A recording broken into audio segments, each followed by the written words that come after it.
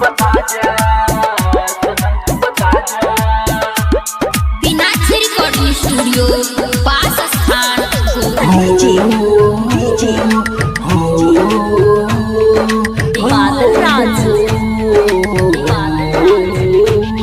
दिल तोड़ गई क्यों छोड़ गई, दिल तोड़ गई क्यों छोड़ गई, क्या था तेरा ये वादा, सनम तू बता जा, सनम तू बता जा।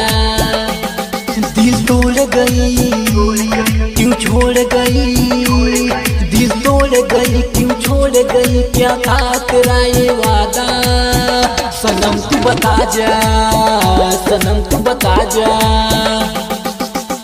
सनम तू बता जा, सनम तू बता जा।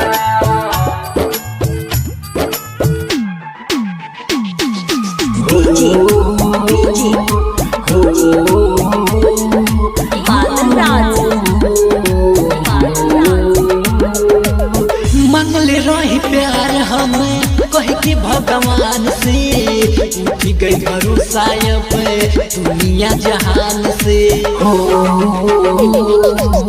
मंगले रही प्यार हम कह के भगवान से, उठ गई भरोसा अब दुनिया जहान से। दिल टूट गई सब लूट गई, दिल टूट गई सब लूट गई, ऐसे नायब तू सता जा, सनम तू बता जा, सनम तू बता जा।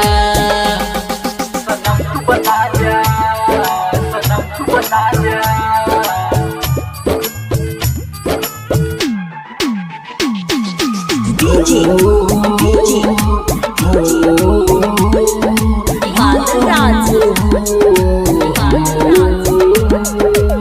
राइटर कन्हैया जैसन कोई बुन प्यार हो, मतलब के यार रही तुहरो हजार हो।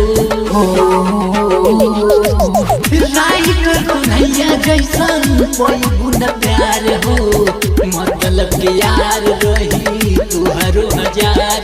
शंकर कहे संजय कहे, शंकर कहे अरविंद कहे, ऐसे नया दिस राजा, सनम तू बता जा, सनम तू बता जा, सनम तू बता जा। मीनाक्षी रिकॉर्डिंग स्टूडियो पास स्थान गोरखपुर। Mobile number 888879808881।